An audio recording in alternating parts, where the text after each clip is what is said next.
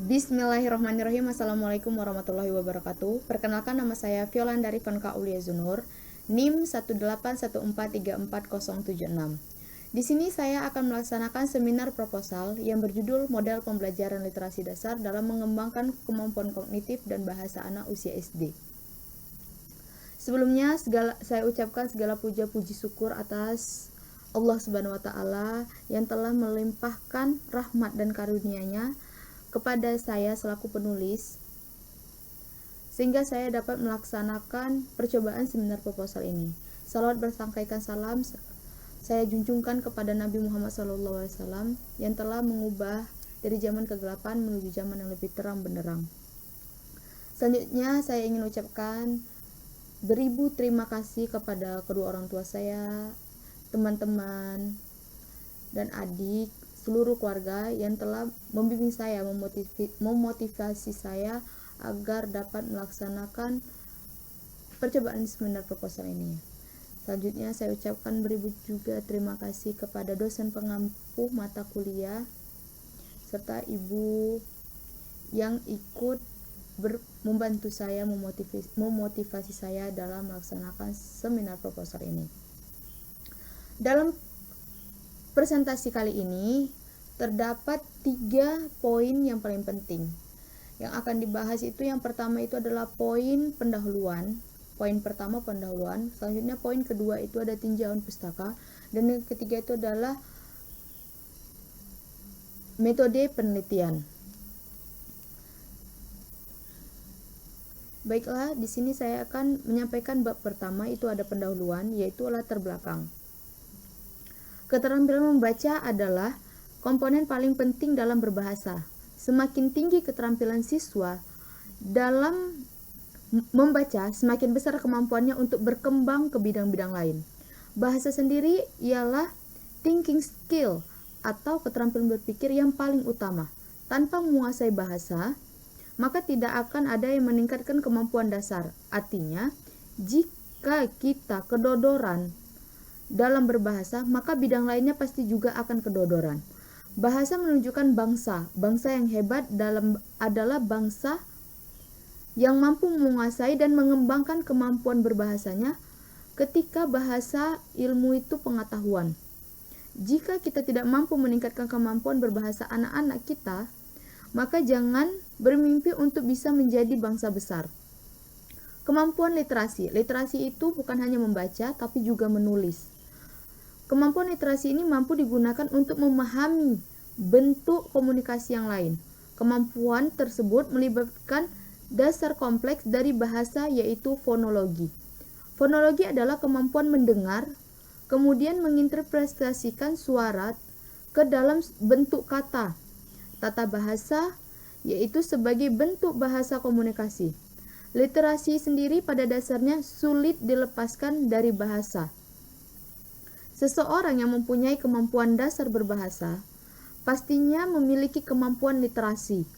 Dasar literasi tersebut sebagai pintu awal untuk memperluas pemahaman literasi. Selanjutnya ada identifikasi masalah.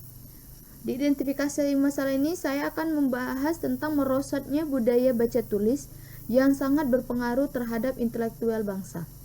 Selanjutnya kurangnya penerapan literasi di kalangan siswa, dan yang terakhir kurangnya literasi untuk kognitif dan bahasa siswa. Selanjutnya ada batasan masalah.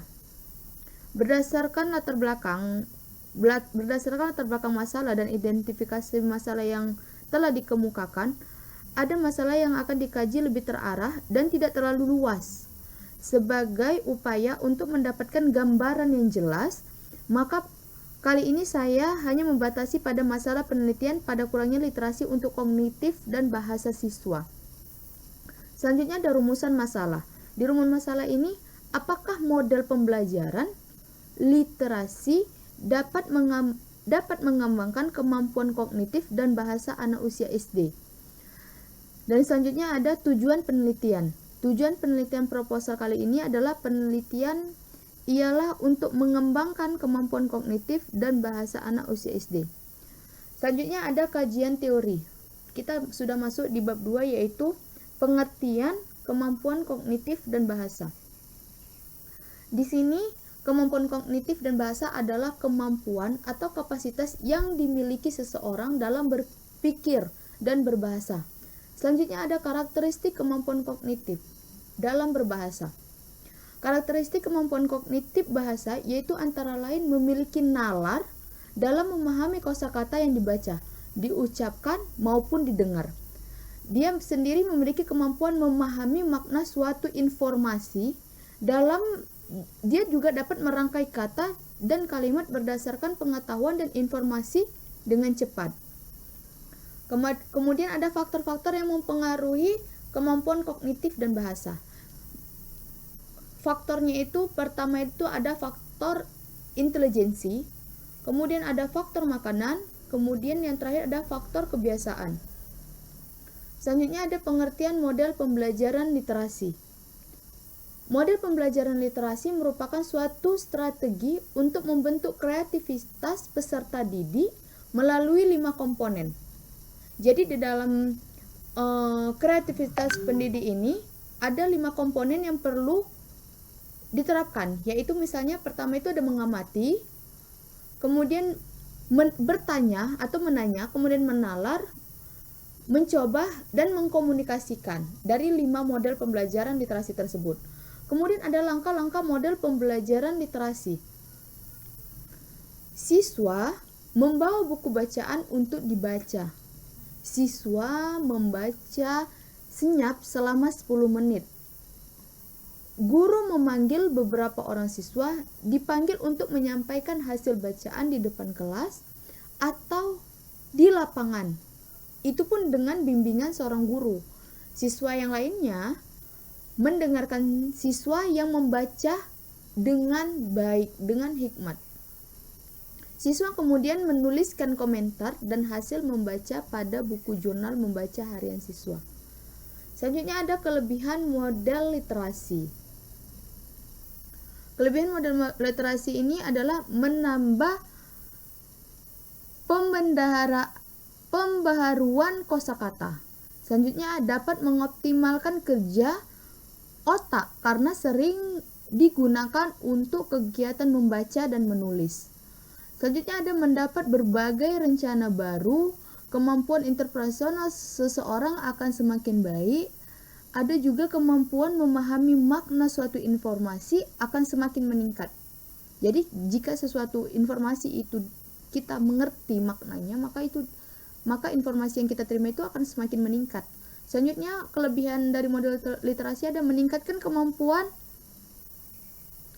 terbang seseorang, membantu meningkatkan daya fokus dan kemampuan konsentrasi seseorang, dan yang terakhir itu meningkatkan kemampuan seseorang dalam merangkai dan menulis kata.